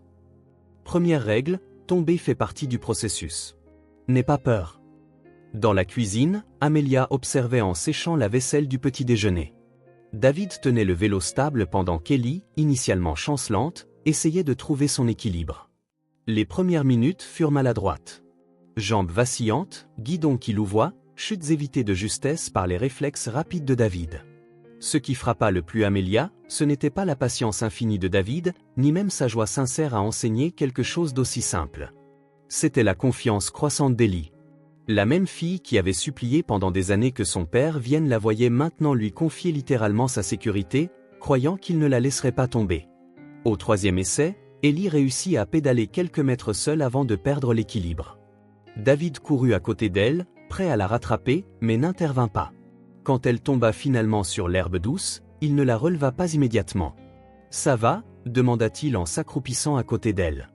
Ellie hocha la tête, la détermination remplaçant le choc initial. « Je veux réessayer. » Amelia sentit des larmes inattendues lui piquer les yeux. C'était sa fille, résiliente, même à 7 ans. Façonnée par des années d'épreuves qu'aucun enfant ne devrait affronter. Pourtant, il y avait quelque chose de nouveau en elle maintenant. La sécurité qui venait du fait de savoir qu'elle avait du soutien. Que les chutes ne signifiaient pas qu'elle était seule. La matinée se poursuivit avec des tentatives, des culbutes et de nouveaux départs. David resta proche, trottinant à côté du vélo, lâchant progressivement prise. À chaque tour du jardin, il reculait un peu plus, permettant à Ellie de trouver son propre équilibre. « Tu te débrouilles très bien », l'encouragea-t-il. « Regarde devant, pas en bas. Le vélo va où tes yeux vont. » Ellie se mordit la lèvre de concentration, suivant ses instructions. Elle tombait moins fréquemment et devenait plus assurée. Le jardin, avec ses sentiers sinueux et ses espaces ouverts, était parfait, suffisamment stimulant sans être dangereux. Ces dernières semaines, des moments comme celui-ci s'étaient accumulés tranquillement, construisant les fondations d'une relation qui n'avait existé que dans l'imagination d'Ellie pendant si longtemps. La façon dont David coupait la croûte de son pain grillé au petit déjeuner, exactement comme elle l'aimait. Les histoires du soir qu'il inventait, où une princesse nommée Elena sauvait toujours le royaume. Sa patience lorsqu'il l'aidait avec ses devoirs de mathématiques, ne la faisant jamais se sentir inadéquate parce qu'elle avait des difficultés. Puis, c'est arrivé. Les jambes bougeant avec assurance, Ellie traversa le chemin de pierre du jardin, seule. David s'arrêta à quelques mètres, observant avec un mélange de fierté et de tristesse pour le temps perdu. « Maman, je roule. Je roule toute seule. » cria Ellie, le visage rayonnant d'une joie si pure qu'elle fit déborder le cœur d'Amelia. « Je te vois, ma chérie » appela Amelia depuis la fenêtre, incapable de masquer l'émotion dans sa voix. David leva les yeux, rencontrant le regard d'Amelia. Quelque chose passa entre eux. Une reconnaissance silencieuse d'un moment précieux partagé. Une autre brique ajoutée à la nouvelle structure fragile qu'il commençait à appeler famille. Un instant, le temps parut suspendu. La lumière dorée du matin, le rire ravi d'Ellie résonnant dans le jardin, la compréhension muette entre deux adultes qui s'étaient autrefois aimés et qui se redécouvraient maintenant à travers les yeux de leur fille. Ce n'était pas parfait. Il y avait trop de douleur dans le passé, trop d'incertitude dans l'avenir. Mais ce moment, ici même, était exactement comme il devait être. Ellie continua à pédaler en cercle dans le jardin, chaque tour plus confiant que le précédent. David s'affaissa sur un banc voisin, observant avec fierté tandis qu'elle maîtrisait cette petite mais significative liberté. « Regarde ce que je peux faire !» cria-t-elle, lâchant une main du guidon une seconde avant de le reprendre en riant de sa propre audace. David applaudit, son visage reflétant sa joie. « Incroyable ! Tu es une cycliste née !» De sa fenêtre, Amelia réalisa qu'elle s'était habituée à cette nouvelle réalité sans même s'en rendre compte. La vue de David et Ellie ensemble ne lui paraissait plus étrange ou temporaire. Elle commençait à sembler juste, comme les pièces d'un puzzle compliqué qui s'emboîtait enfin. Cette promenade à vélo matinale n'était qu'un moment parmi des dizaines de petits triomphes quotidiens. Ellie apprenant à nager dans la piscine avec l'aide de son père. David apprenant à tresser les cheveux de sa fille sous la direction patiente d'Amelia. Les soirées de jeux en famille qui faisaient désormais partie de leur routine. Petits moments assemblés en quelque chose de plus grand, quelque chose qu'aucun d'eux n'avait encore le courage de nommer. Mais cela grandissait chaque jour, aussi naturellement qu'Ellie roulait maintenant sur son nouveau vélo. Amelia observait depuis la fenêtre David et Ellie planter des fleurs dans le jardin, leur rire s'élevant dans la brise de fin d'après-midi, accompagné d'arrosages occasionnels du tuyau qui menait inévitablement à une petite bataille d'eau. Cela aurait dû la réchauffer complètement, mais une ombre persistante de peur planait dans son cœur. 3 mois s'étaient écoulés depuis qu'ils avaient accepté l'invitation de David à rester temporairement. La pneumonie d'Amelia était partie depuis longtemps. Pourtant, il restait. La vérité était qu'il n'avait jamais fixé de date de départ. Les jours s'écoulaient simplement les uns dans les autres, chacun plus intégré que le précédent, jusqu'à ce que l'idée de retourner dans cet appartement exigu semble presque absurde. Mais combien de temps cela durerait-il ? C'était la question qui empêchait Amelia de dormir la nuit. Elle avait vu Ellie s'épanouir ces dernières semaines. De meilleures notes à l'école, des rires plus fréquents, ce regard d'insécurité constante disparut de ses yeux. Le choc serait dévastateur quand elle ne pouvait s'empêcher de penser quand plutôt que si David redeviendrait l'homme qu'elle avait connu autrefois, l'homme qui valorisait l'ambition par-dessus tout. Son téléphone sonnait sans cesse, des emails urgents exigeant une attention immédiate, des visioconférences s'étirant tard dans la nuit. L'entreprise le consumait toujours, bien qu'il essaie de le cacher. Et chaque appel, chaque réunion qu'il annulait pour assister à la pièce de théâtre de l'école d'Ellie, chaque coup d'œil impatient à sa montre lors d'une conversation d'affaires alimentait la peur d'Amelia. Il ne faisait que retarder l'inévitable retour à sa vraie vie. « Tu as l'air à des kilomètres », la voix de David la ramena au présent. Il se tenait dans l'embrasure de la cuisine, maculé de terre et de sueur, arborant un sourire sincère. « Je pensais juste », répondit-elle en détournant le regard, séchant une assiette avec plus de force que nécessaire. « Mauvaise pensée ?» Amelia hésita. Au cours des derniers mois, ils avaient réappris à parler, mais certaines vérités étaient encore trop difficiles à exprimer. « Ton entreprise » dit-elle finalement en plaçant l'assiette dans le placard. « Tu as annulé 3 voyages d'affaires ce mois-ci. Tu étais censé être à Chicago aujourd'hui. » David hocha la tête en sirotant un verre d'eau. Il n'était pas essentiel. Jenkins peut gérer les investisseurs. Et le mois dernier, c'était Tokyo, et avant ça, Londres. Elle inspira profondément, exprimant enfin sa peur à voix haute. Tu sacrifies ta carrière. Un jour, tu te réveilleras en nous en voulant. Un lourd silence s'installa entre eux. Dehors, Ellie discutait toujours joyeusement avec un papillon perché sur la fleur fraîchement plantée. Tu penses que je vais changer d'avis, dit enfin David. Ce n'était pas une question. Les gens ne changent pas du jour au lendemain, David. Pendant des années, ton entreprise était tout. Tu as bâti un empire en écartant tout ce qui ne servait pas ton objectif. Y compris vous deux, termina-t-il doucement. Oui, y compris nous. David essuya ses mains tachées de terre sur une serviette et se dirigea vers la fenêtre à côté d'elle. Un instant, ils regardèrent tous les deux Ellie, qui essayait maintenant de faire une couronne de fleurs avec des pissenlits. Pendant 7 ans, j'ai travaillé plus d'heures qu'aucun humain ne devrait, dit-il finalement. J'ai bâti l'entreprise à partir de rien, je me suis étendu sur 3 continents, j'ai accumulé plus d'argent que je ne pourrais jamais en dépenser en 10 vies. Et tu sais ce que j'ai découvert?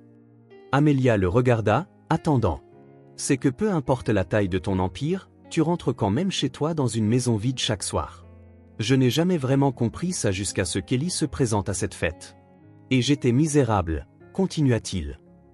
J'ai bâti un empire qui a grandi en proportion directe de mon malheur. Regarde-moi, Amelia. Regarde-moi vraiment. Ai-je l'air malheureux maintenant? Elle l'étudia. L'homme devant elle paraissait des années plus jeune que le cadre stressé qu'elle avait vu sur les photos des magazines. Les rides d'inquiétude sur son front s'étaient adoucis. Son sourire venait plus facilement. Non, Amir. Mais que se passera-t-il quand la nouveauté s'estompera? Quand la culpabilité s'apaisera et que l'ambition rappellera? Au lieu de répondre tout de suite, David se dirigea vers la table de la cuisine et prit sa mallette en cuir. De l'intérieur, il sortit une enveloppe et la lui tendit. « Qu'est-ce que c'est » demanda-t-elle, hésitante. « Je l'ai signé aujourd'hui. J'allais te le dire au dîner, mais peut-être que tu devrais l'avoir maintenant. » Confuse, Amelia ouvrit l'enveloppe et lut les documents. Son expression passa de la confusion au choc en parcourant les pages. « Tu démissionnes de ton poste de président de l'entreprise. » David hocha la tête. « Je garderai un siège au conseil d'administration, je participerai aux grandes décisions stratégiques, mais Michael prendra la relève des opérations quotidiennes. Il est prêt. En fait, il a de meilleures idées que moi dans plusieurs domaines. » « Mais l'entreprise, c'est ta vie, » murmura Amelia, les documents tremblant légèrement dans ses mains. « Tu as tout sacrifié pour elle. » « Non, » dit David, regardant par la fenêtre Ellie qui dansait maintenant dans la brume des arroseurs. « Ce n'est plus le cas. Plus maintenant. » Un lourd silence suivit, chargé de sens. Ce n'était pas que des mots. C'était un choix concret, documenté, une preuve tangible de changement qu'Amelia pouvait difficilement nier. « Pourquoi » demanda-t-elle finalement. « Pourquoi maintenant ?»« Parce que je comprends enfin ce qui compte vraiment, » dit-il simplement. Je ne veux pas qu'on se souvienne de moi comme de l'homme qui a bâti l'Empire Whitmore. Je veux qu'on se souvienne de moi comme du père d'Ellie, comme de quelqu'un qui a corrigé sa pire erreur avant qu'il ne soit trop tard. Son téléphone vibra dans sa poche. Il jeta un coup d'œil à l'écran et, à la surprise d'Amelia, l'éteignit avant de le ranger. « J'ai peur » admit Amelia dans un quasi-murmure. « J'ai peur de faire confiance, de laisser Ellie te faire pleinement confiance. Et puis, je sais, l'interrompit-il doucement. Et je ne peux pas promettre que je ne vous décevrai plus jamais toutes les deux, mais je peux promettre que je restructure toute ma vie pour que vous soyez au centre.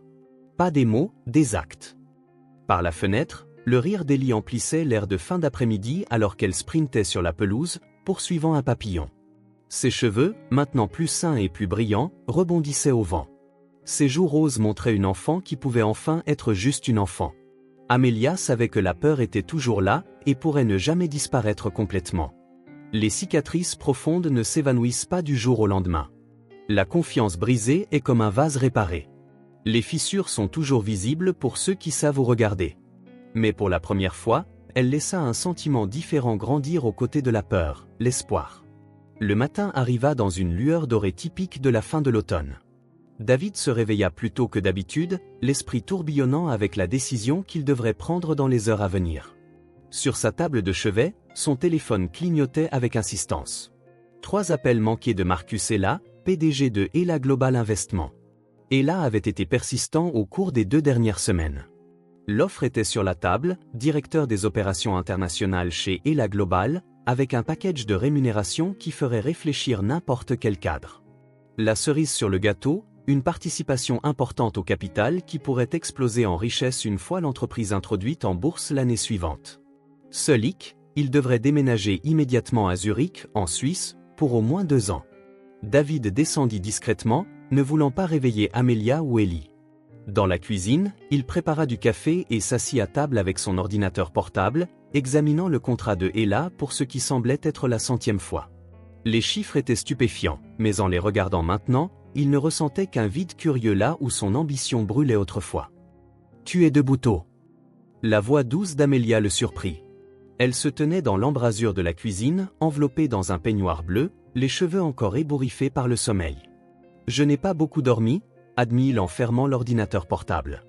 Elle s'approcha et prit une tasse pour se verser du café. L'offre de Zurich. David ne put cacher sa surprise. « Comment le sais-tu » Ellie a mentionné qu'elle t'avait entendu parler au téléphone de vivre près des Alpes, dit Amelia, un sourire triste se dessinant sur ses lèvres. Elle pense que nous partons en vacances. Un lourd silence s'installa entre eux. David poussa la chaise à côté de lui en guise d'invitation et Amelia s'assit. « Je ne la prends pas, dit-il simplement. Amelia l'étudia par-dessus le bord de sa tasse de café. C'est une opportunité incroyable. Ellie et moi comprendrions. Non, vous ne comprendriez pas, répondit-il doucement. Et vous ne devriez pas avoir à le faire non plus. Il rouvrit l'ordinateur portable, montrant à Amelia les termes du contrat. Ses yeux s'écarquillèrent devant les chiffres. David, quoi? C'est plus d'argent que n'importe qui n'en a besoin en Divi. Je sais. Il referma l'ordinateur portable. Il fut un temps où j'aurais signé sans hésiter et commencé à faire mes valises le jour même. Amelia ne répondit pas immédiatement, ses yeux profonds et contemplatifs semblaient voir au-delà de lui, imaginant peut-être ce David d'il y a des années, le jeune homme ambitieux qu'il avait quitté sans se retourner. « Qu'est-ce qui a changé » demanda-t-elle finalement. David sourit et pointa vers le haut, vers la chambre où Ellie dormait encore. « Tout, répondit-il simplement. Elle a tout changé. » Des pas légers dans l'escalier annoncèrent le sujet de leur conversation. Quelques instants plus tard, Ellie apparut dans la cuisine, traînant son lapin en peluche préféré et se frottant les yeux ensommeillés. « Bonjour, bâilla-t-elle. Pourquoi tout le monde est debout si tôt ? Il n'y a pas école aujourd'hui. » Nous préparions une surprise, improvisa David, échangeant un regard complice avec Amelia. « Tu veux savoir ce que c'est » Les yeux d'Ellie s'illuminèrent instantanément. « Oui. Je pensais, aimerais-tu inviter des amis de l'école pour une fête à la piscine le week-end prochain ? Nous pourrions avoir des jeux ? Peut-être louer un chariot de glace ? Vraiment ? Ellie pouvait à peine y croire. Je peux inviter Lucy et Anna et Tyler ? Qui tu veux, confirma David. Ce sera la meilleure fête de la ville. Ellie sautillait dans la cuisine, faisant déjà des plans élaborés pour son nouvel événement social. Amelia regarda David avec une expression mêlée de gratitude et de perplexité. Plus tard dans la journée, après qu'Ellie fut partie jouer dans le jardin, Amelia trouva David dans son bureau. Il était au téléphone, la posture droite, la voix ferme, un cadre dans son élément. « Je comprends parfaitement, Marcus, » disait-il. « Oui, je suis conscient de l'opportunité que je refuse. Non, ma décision est finale. J'apprécie votre compréhension. » Une fois qu'il eut raccroché, il remarqua Amelia à la porte. « Alors, c'est fait » demanda-t-elle. David hocha la tête. « C'est fait. Es-tu sûr que tu ne le regretteras pas ? 2 ans peuvent passer vite. Nous pourrions te rendre visite pendant les vacances, rester en contact par appel vidéo. » Il se leva et se dirigea vers elle. « Amelia, j'ai manqué 7 ans de la vie d'Ellie. J'ai manqué ses premiers pas, ses premiers mots, son premier jour d'école. Je ne manquerai pas un autre jour. Et ta carrière ? Ma carrière est exactement là où elle doit être, dit-il avec une sérénité qui le surprit même lui-même. Le conseil d'administration de Whitmore Enterprises est satisfait de mon implication dans les décisions stratégiques. Michael fait un excellent travail sur les opérations quotidiennes. J'ai maintenant du temps pour ce qui compte vraiment. » Du fond de la maison, il pouvait voir Ellie par la fenêtre, s'entraînant sur son vélo dans le jardin. Elle maîtrisait maintenant parfaitement l'équilibre, slalomant habilement sur les allées, jetant occasionnellement un coup d'œil à la maison pour voir si quelqu'un la regardait. « Tu sais ce que j'ai réalisé ?» dit David, les yeux fixés sur sa fille. « Toutes ces réunions, ces voyages, ces négociations, je pensais que je construisais quelque chose d'important. Mais la vérité, c'est que nous construisons quelque chose de bien plus significatif ici, jour après jour. » Amelia sentit son cœur sauter un battement à ces mots. La peur persistait, bien sûr, la peur de faire confiance, de croire, mais aussi un nouveau sentiment. L'admiration pour l'homme que David devenait. C'est un acte de foi, dit-elle doucement. Pour nous tous. Le plus grand que j'ai jamais fait, acquiesça David. Et d'une certaine manière, le plus facile. Le téléphone sonna à nouveau, probablement Ella faisant une dernière tentative. David jeta un coup d'œil à l'appareil, puis appuya sur le bouton d'alimentation pour l'éteindre. « Allons-nous dehors » demanda-t-il en lui offrant la main. Ellie essaie de rouler sans les mains sur le guidon. Je suis sûr qu'elle adorerait que nous la regardions. Ensemble, ils sortirent dans le jardin ensoleillé où leur fille les attendait, pédalant en cercle de plus en plus large, trouvant son équilibre dans le monde. Le complexe commercial de luxe du quartier financier brillait sous le soleil de l'après-midi. David déambulait, cochant mentalement des articles alors qu'il cherchait le cadeau parfait pour Ellie. Son 8e anniversaire approchait, et il s'était promis que celui-ci serait spécial, le premier qu'il célébrerait réellement avec elle. Après des semaines de sondages subtils sur ses centres d'intérêt, David avait opté pour un télescope professionnel. La fascination d'Ellie pour le ciel nocturne grandissait de jour en jour, surtout depuis qu'ils avaient découvert ensemble la constellation qui portait son nom. Ce serait parfait, éducatif, durable, et quelque chose dont ils pourraient profiter ensemble.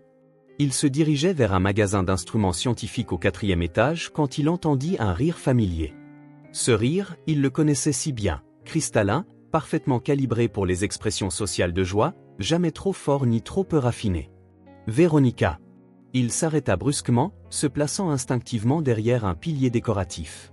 Ce n'était pas de la peur. Il n'avait rien à craindre.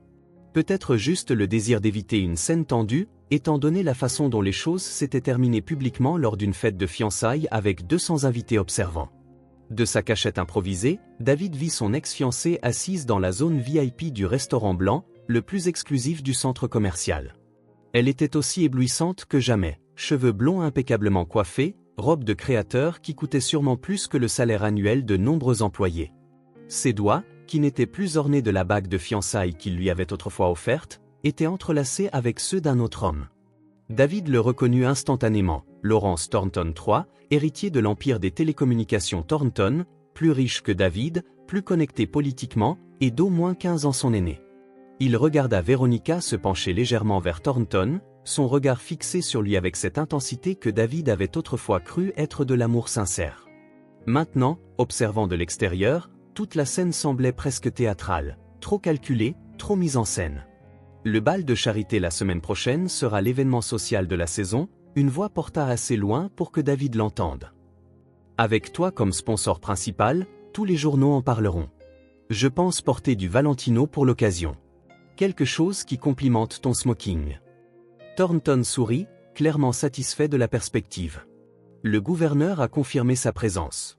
Ce sera une excellente occasion de discuter de cette réglementation sur les licences de communication. Le sourire de Veronica s'illumina encore plus. Mon cher Lawrence, toujours 3 longueurs d'avance sur la concurrence. C'était la façon dont elle disait mot qui frappa étrangement David. C'était exactement comme elle avait l'habitude de se référer à lui, mon brillant David, mon visionnaire David, comme si c'était une étiquette ou un titre, pas une personne. Il était sur le point de passer son chemin quand Veronica dit quelque chose qui le figea. Dieu merci, je me suis débarrassé de ce pétrin avec Whitmore. Pouvez-vous imaginer si nous avions été jusqu'au bout? Je serais coincé avec un homme jouant au père de l'année avec un enfant qu'il connaît à peine. Thornton rit. J'ai entendu dire qu'il avait pratiquement abandonné ses affaires.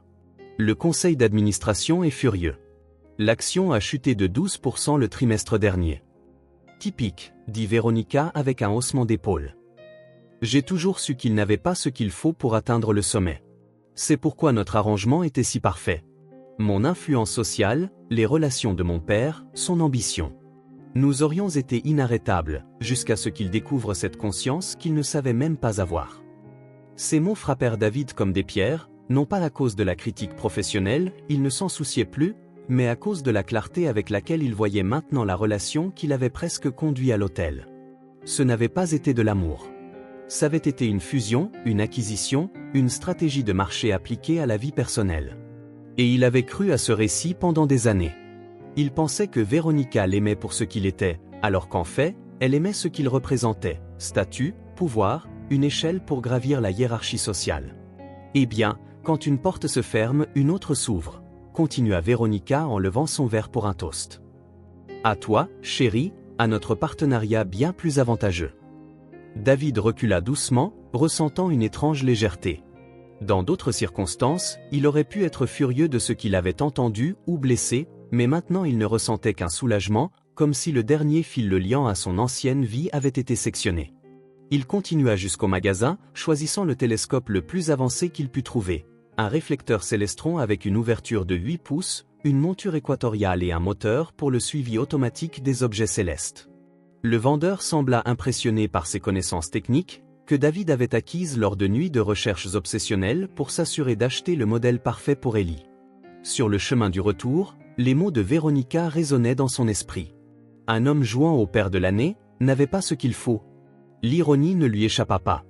Elle croyait qu'il avait échoué en choisissant sa fille plutôt que les affaires, alors que c'était la seule décision véritablement correcte qu'il ait jamais prise à l'âge adulte. En entrant dans l'allée de son manoir, David remarqua Ellie dans le jardin de devant, aidant Amelia à planter des tulipes. Le visage de la petite fille s'illumina quand elle vit sa voiture, et elle laissa immédiatement tomber sa petite pelle pour courir vers lui. « Papa, tu es de retour. Maman m'a laissé planter 5 bulbes toute seule. Elles fleuriront au printemps et seront aussi jaunes que le soleil. » David sortit et s'accroupit pour l'accueillir avec une étreinte. Par-dessus l'épaule d'Ellie, il croisa le regard d'Amelia. Elle lui adressa un doux sourire en se levant et en époussetant la terre de son jean. « Nous t'attendions pour prendre un goûter, » dit Amelia. Ellie a fait des sandwichs. « Je les ai coupés en triangles, » ajouta fièrement Ellie. « Ils sont plus savoureux en triangle. »« Absolument plus savoureux, » acquiesça David avec un sérieux fin. Alors qu'ils entraient ensemble dans la maison, Ellie entre eux, tenant leurs deux mains, David sentit une certitude se solidifier en lui. Véronica avait tort. Il ne jouait à rien. Pour la première fois de sa vie d'adulte, il était simplement. Et ironiquement, ce n'est que maintenant qu'il comprenait ce que signifiait vraiment atteindre le sommet. Cela n'avait rien à voir avec les évaluations boursières, les sièges au conseil d'administration ou les couvertures de magazines. Cela avait à voir avec la main tachée de terre de sa fille enroulée autour de la sienne, le sourire chaleureux d'Amelia et les sandwichs coupés en triangles. Cela avait à voir avec le fait d'être exactement là où il était, à cet instant, enfin chez lui. Samedi se leva sous un ciel parfaitement bleu, sans un nuage en vue. C'était l'un de ces rares jours de début d'automne qui semblaient emprunter à l'été, assez chaud pour les manches courtes, mais avec une brise douce qui rendait tout juste parfait. David se réveilla au son de pas rapides dans le couloir et d'un coup vif à sa porte. « Papa, es-tu réveillé ? Tu as promis. » La voix excitée d'Ellie perça le bois, débordant d'anticipation. Il sourit en se frottant les yeux. Il avait presque oublié la promesse qu'il avait faite au dîner la veille, emmener Ellie au nouveau parc d'attractions près de la côte, puis au centre commercial pour choisir un cadeau. Il n'y avait pas d'occasion particulière, juste le désir de passer du temps ensemble et de créer des souvenirs qu'il n'avait jamais eu la chance de former auparavant. « Je suis réveillé, » répondit-il en s'asseyant. « Donne-moi 20 minutes pour me préparer, princesse. »« 15, » négocia Ellie de l'autre côté de la porte, « et j'ai déjà fait mon propre petit déjeuner, donc tu n'as pas à t'en soucier. » David rit. Son indépendance ne cessait de l'étonner. Un rappel constant de la façon dont elle avait grandi en devant se débrouiller seule bien trop souvent. Quand il descendit à la cuisine, il trouva Ellie à mi-chemin d'un bol de céréales. Elle portait un short en jean, un t-shirt jaune vif et des baskets neuves, manifestement choisies avec soin pour leur journée spéciale. Ses cheveux étaient tirés en arrière en une queue de cheval, un peu de travers, qu'elle avait clairement tenté de faire elle-même. « Bonjour », dit-il en se penchant pour embrasser le haut de sa tête. « Je vois que quelqu'un est impatient. »« Je n'ai jamais été dans un vrai parc d'attractions, » confia Ellie, les yeux brillants. « Anna a dit qu'ils ont des montagnes russes qui font 3 boucles entières. »« Vraiment ? Et tu es assez courageuse pour de telles montagnes russes ? » ?»« Bien sûr que je le suis. » Elle bomba le torse. « Je n'ai peur de rien. » David sourit en se préparant une tasse de café. « Où est ta maman ? » « Elle a dit qu'elle avait un projet de design à finir, » répondit Ellie. « Elle nous a dit de profiter de notre journée père-fille. » L'inscription d'Amelia à un cours de design d'intérieur avait été sa propre idée, quelques semaines plus tôt. « J'ai besoin de quelque chose pour moi, » avait-elle expliqué à David, « quelque chose qui construise un avenir indépendant. » Il avait immédiatement compris et l'avait soutenu, heureux de l'avoir récupérée non seulement physiquement, mais aussi les rêves qu'elle avait autrefois mis de côté. 1 heure plus tard, l'Audi de David se gara sur le parking de Palm Bay Fun Park, le parc d'attractions le plus récent et le plus grand de la côte. Normalement, la perspective des foules et des files d'attente aurait ennuyé David, mais l'excitation d'Ellie était contagieuse. Elle rebondissait pratiquement à côté de lui alors qu'il se dirigeait vers l'entrée. « On peut faire les montagnes russes en premier ?» demanda Ellie, lui serrant la main alors qu'ils entraient. « Et si on s'échauffait sur quelque chose de plus simple ?» suggéra David, lorgnant l'imposante structure d'acier qui grondait de wagons remplis de gens hurlants. « Peut-être la grande roue ?» accepta Ellie comme compromis. Et bientôt, il s'élevait lentement dans le ciel dans une nacelle colorée. La vue du sommet était spectaculaire. La ville d'un côté, l'océan infini de l'autre. « Je peux voir notre maison d'ici !» s'exclama Ellie, pointant vers le quartier lointain où se dressait le manoir. « Notre maison !» Ces simples mots réchauffèrent quelque chose en David. En quelques mois à peine, le manoir qui ne s'était jamais senti comme un foyer était devenu notre maison. Un vrai foyer. La matinée se passa dans un tourbillon d'attractions. Carrousel, navire viking, le train hanté où Ellie, étonnamment, lui serra fort la main, révélant qu'il y avait quelques petites choses dont elle avait peur. Et finalement, après le déjeuner, les redoutables montagnes russes. « Tu es sûr ?» demanda David une dernière fois alors qu'ils attendaient dans la file. « Personne ne pensera moins de toi si tu changes d'avis. »« Je suis sûr, » dit Ellie, bien que ses yeux trahissent une nervosité que sa voix essayait de cacher. À la surprise de David, c'est lui qui ferma les yeux pendant les loopings les plus fous, tandis qu'Ellie hurlait de pure joie à côté de lui, les bras levés en l'air. « Encore !» supplia-t-elle dès qu'ils descendirent, les joues empourprées par l'adrénaline. Après 2 autres tours, et David commençant enfin à apprécier le frisson, ils quittèrent le parc et se dirigèrent vers la Quai Mall. « Alors, » demanda David alors qu'ils déambulaient dans les couloirs brillants du centre commercial, « qu'aimerais-tu choisir comme cadeau ?» Ellie se mordit la lèvre, pensive. « Je peux regarder un peu partout d'abord ?» « Bien sûr. Nous avons tout le temps du monde. » Ils visitèrent magasin après magasin, jouets, livres, électroniques, articles de sport. David remarqua avec quel sérieux Ellie comparait les prix, évaluait la qualité, agissant presque comme une petite adulte. « Tu sais, tu n'es pas obligé de choisir l'option la moins chère, » commenta-t-il doucement, voyant comment elle s'attardait sur les articles plus abordables même lorsqu'elle était clairement attirée par d'autres. Ellie le regarda, surprise. « C'est une habitude, » admit-elle avec une maturité qui lui brisa le cœur. Maman disait toujours de choisir des choses qui durent, pas seulement les plus jolies. Sage conseil, acquiesça David. Mais aujourd'hui, tu peux choisir exactement ce que tu veux. Peut-être quelque chose qui est à la fois joli et durable. Son visage s'illumina, et finalement, dans le 5e magasin, elle le trouva.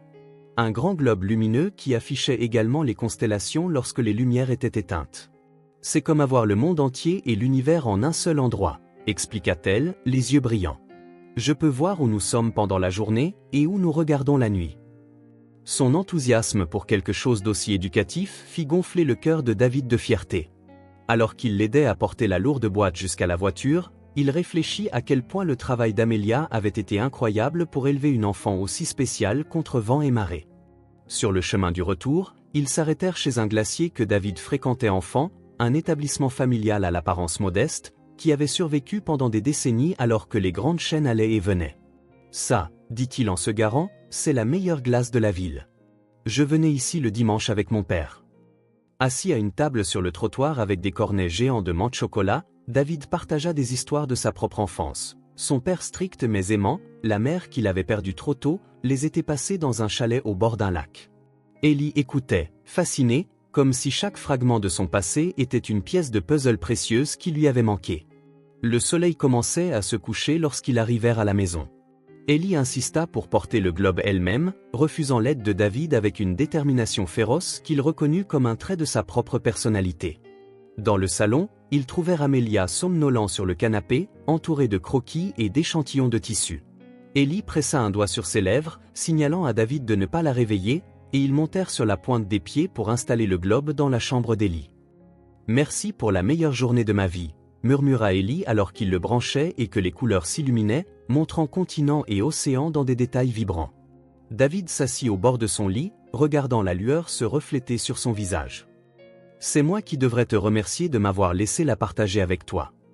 Elle se pencha et le serra fort dans ses bras, étonnamment forte pour quelqu'un d'aussi petit. « Tu sais quelque chose, papa ?» murmura-t-elle contre son épaule. « C'était le meilleur jour de ma vie. » La lumière du soleil matinal filtrait par les fenêtres alors que David était assis dans son bureau à domicile, des papiers étalés sur son bureau en acajou. Plan d'étage, contrat, acte de propriété, tout attendait sa signature finale.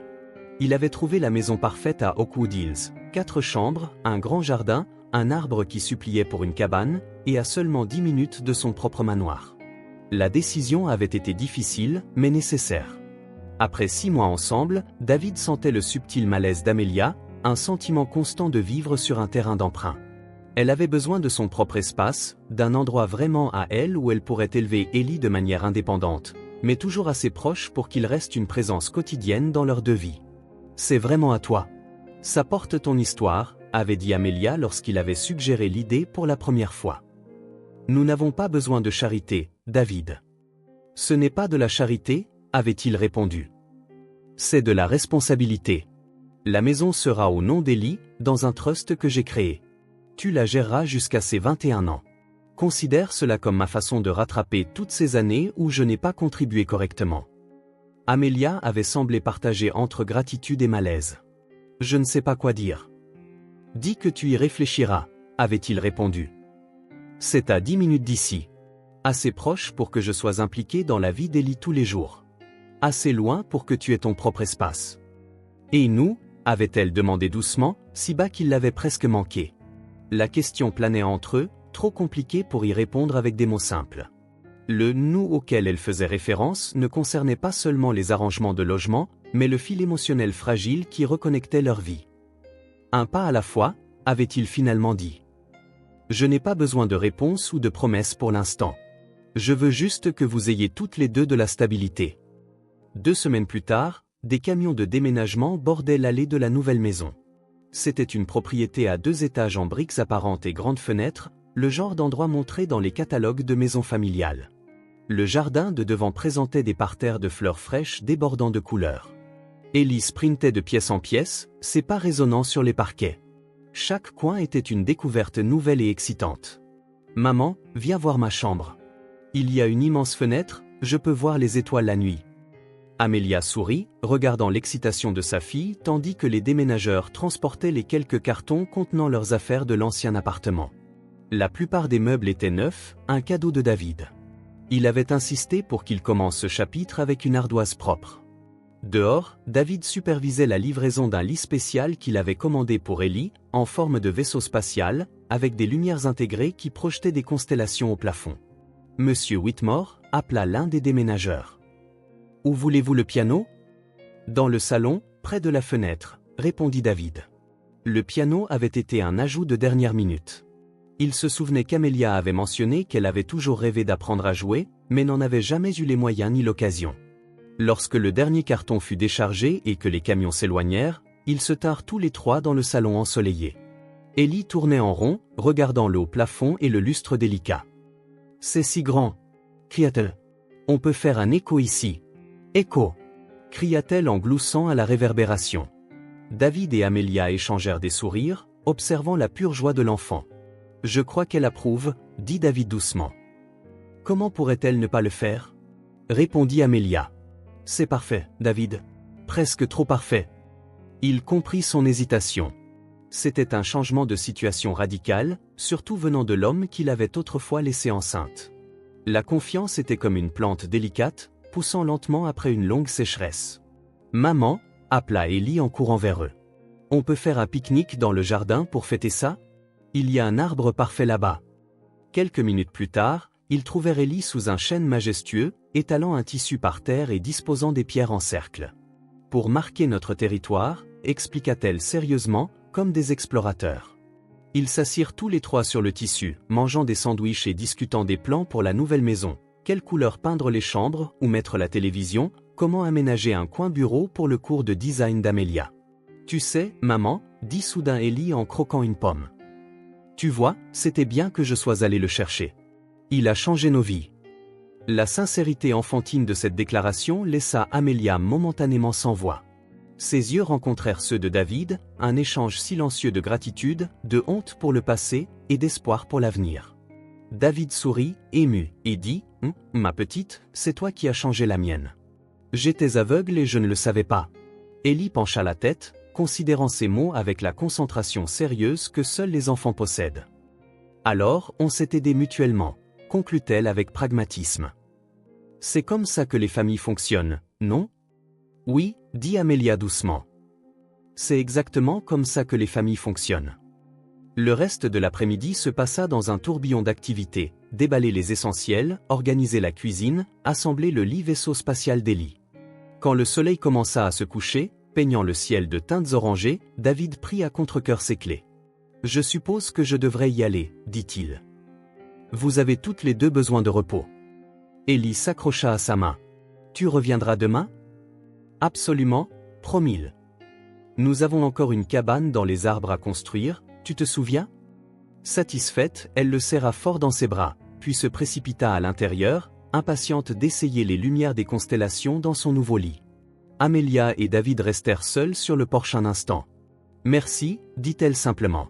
« Pas seulement pour la maison, mais pour tout.